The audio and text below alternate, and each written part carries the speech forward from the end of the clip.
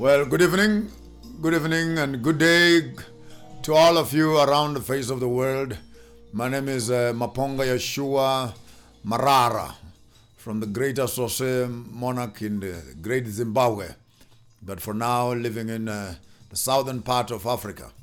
We have a grand announcement to be making at this late hour of our African civilization, talking to the local people and the Africans in diaspora. We have come up of age now where we cannot be watching and listening to the problems of the nations which we are going through. It has become of more importance than ever that as Africans we need not only start complaining about the issues around the political terrain, but the most important question that is coming to us right now is, what are we doing? What are we doing as Africans in terms of changing this narrative? There is an organization which we have established called AIM, African Indigenous Movement. African Indigenous Movement. Or it can be called IM, which means Indigenous African Movement. It is a baby that has been powered by farmers of thought, where we are developing the thinking patterns of the greater African child at home and away. The abuse of the African child has been on all the three continents, whether it be Asia, it be America, and it be on mainland.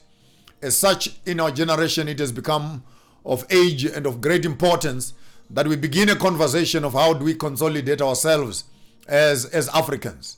Therefore, AIM has been built to start to decode the sacred oral traditions and oral history and knowledge into a text form, to form for us a body of work for the greater African society at home and away, without overlooking the mischief and the colonialism, including slaveries of the past. It is important that the death of an old person cannot be celebrated, because when an old man dies, we say and we discover that a library has caught fire. The onus is on us as young people of our generation to begin to consolidate this information and create a platform, an e-platform, even a physical platform, where the African Reformation for social re-engineering strategies can be discussed at length and at depth. The intention of AIM is to consolidate and attract all various African professionals across the globe, bringing together their professions and bringing together their skills and resources into rewriting the narrative for the African continent and beyond. These strategies will be consolidated together and a library of intellectual resources will be established. From this library, then we can begin to talk about the greater United Kingdoms of Africa. It is a fruitless exercise to think that we can put ribbons on the ears of a dead donkey, hoping that it will not smell. The democratic system as we have been given to it by the West leaves a lot to be desired for the primitive African like myself, who has watched for the past 60 years African leaders struggling to tame this foreign object called democracy. Therefore, I've sat down and I've broken down the objectives of AIM into the 7 key pillars.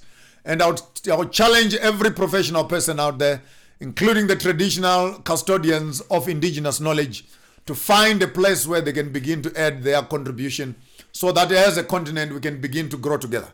So pillar number 1 speaks to us of the governance and indigenous systems. This challenges directly the political systems and seeks to address the Eurocentric democratic system and replace it with an Afrocentric indigenous governance system.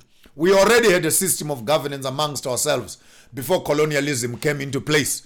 So we're not starting from scratch. We just want to resurrect and collect some of those informations in some of the established monarchs that are still running and see how we can mainstream and streamline that information into a public document that Africa can begin to govern herself. We are being run right now by the Roman Dutch law.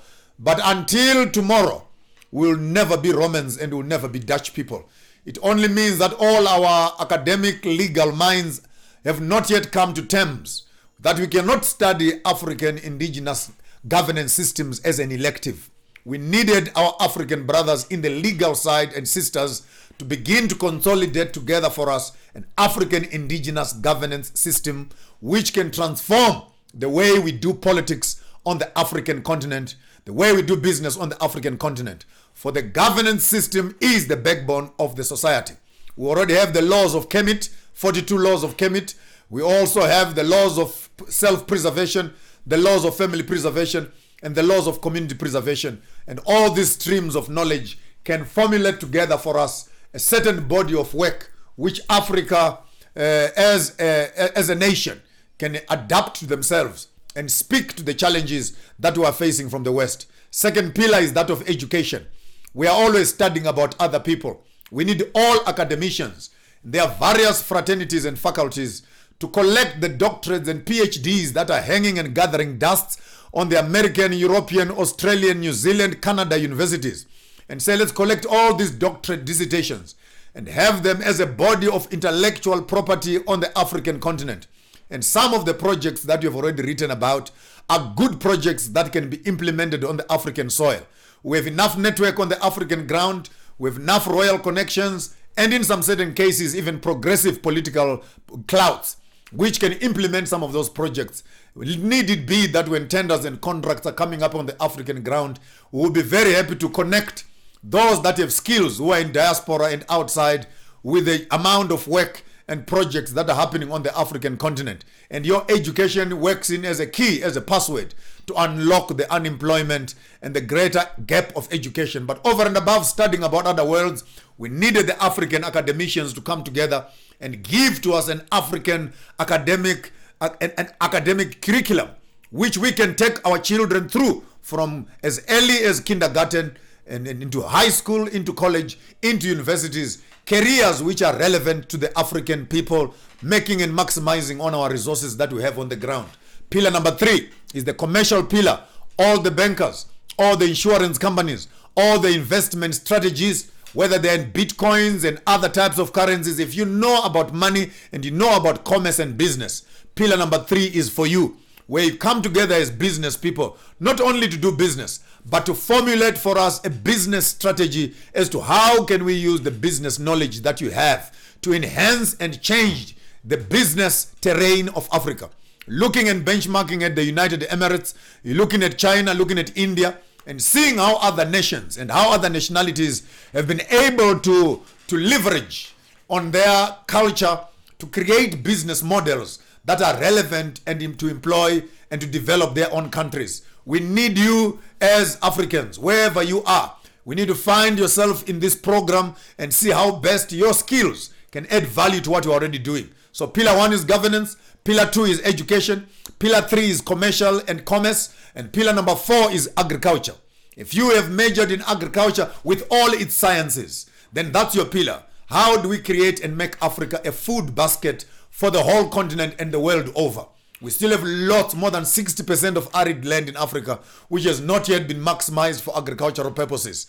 We need you with your qualifications in your various aspects of knowledge and how to work with the ground and the sciences of agriculture, sciences of food security, to come into this pillar. Bring your doctorates, bring your master's programs, bring your intellectual properties and your knowledge system, and let's build an Africa that we want to see, not only for ourselves, an Africa for our children.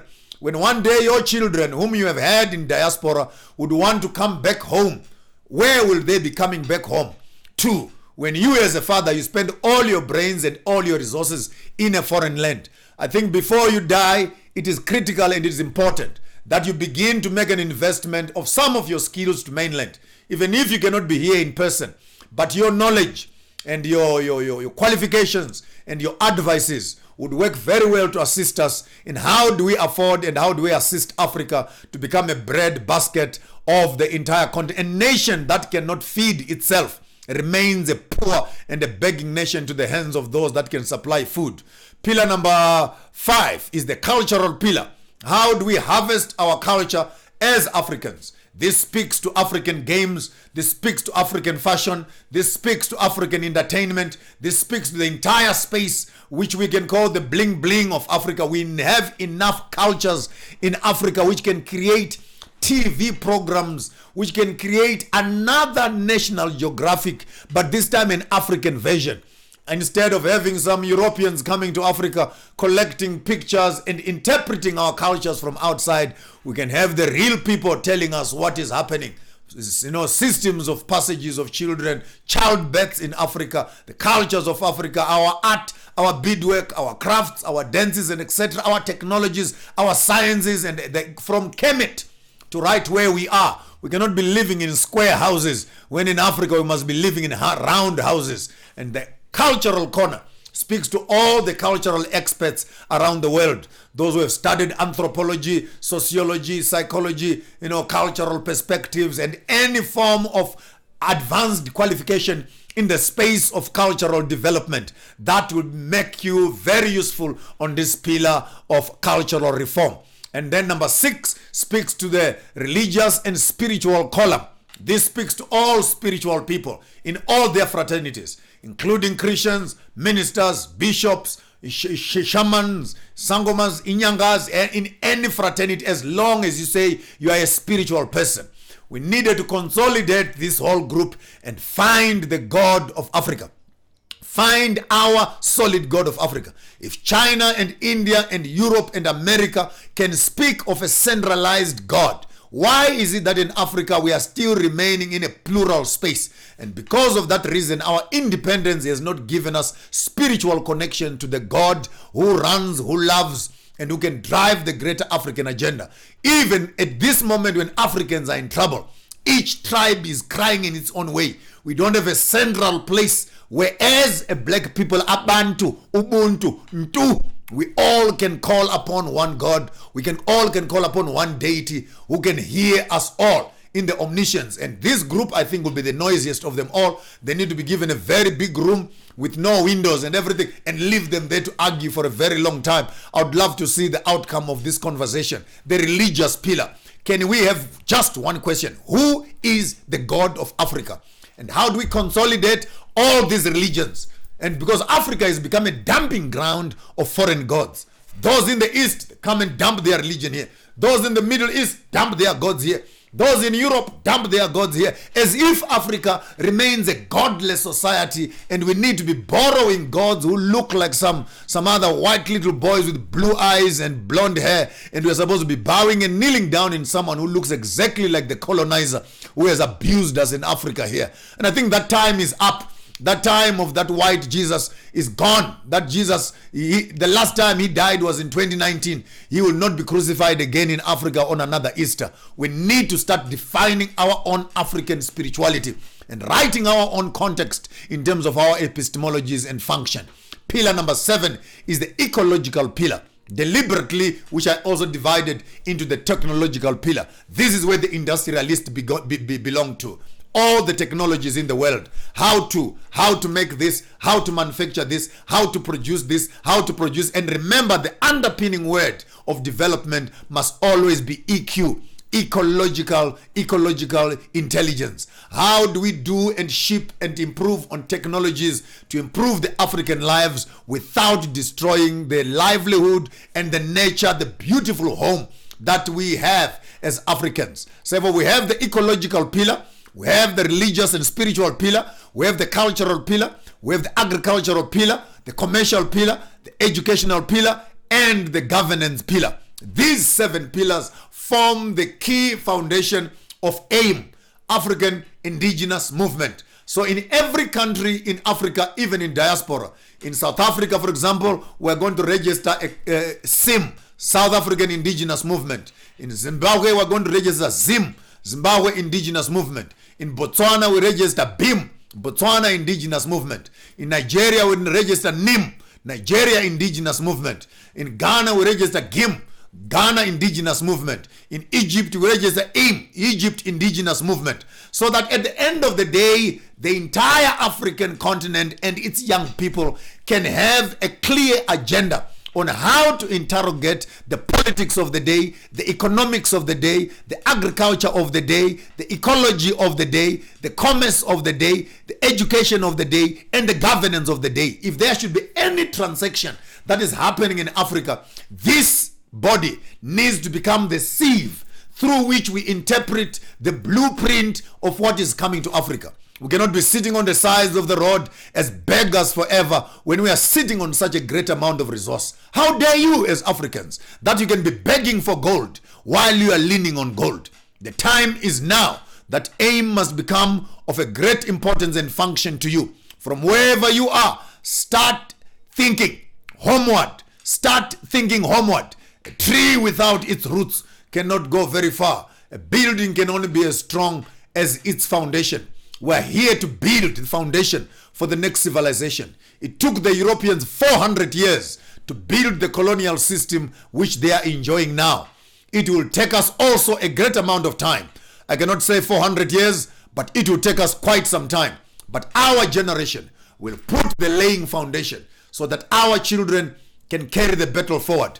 I carry in my hands the blood of Nkwame Nkrumah, the blood of Julius Nyerere, the blood of Robert Mugabe, Sankara, Sobukwe, Steve Biko, and all other stalwarts who have walked the face of Africa.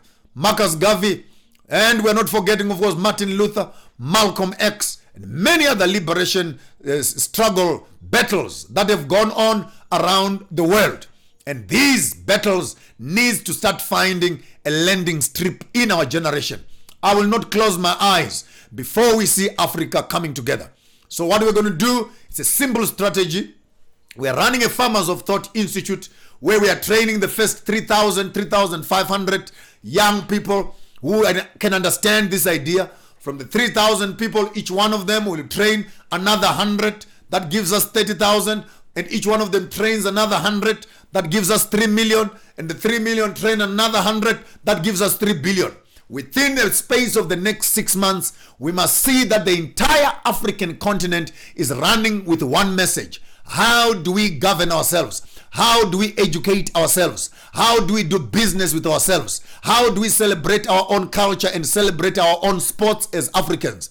How do we preserve our own culture? How do we practice our own spirituality? Ultimately, what type of industries do we need in Africa to carry to the next generation? Yours truly, Maponga J, from Farmers of Thought, here representing African Indigenous movement. Your hope for the future.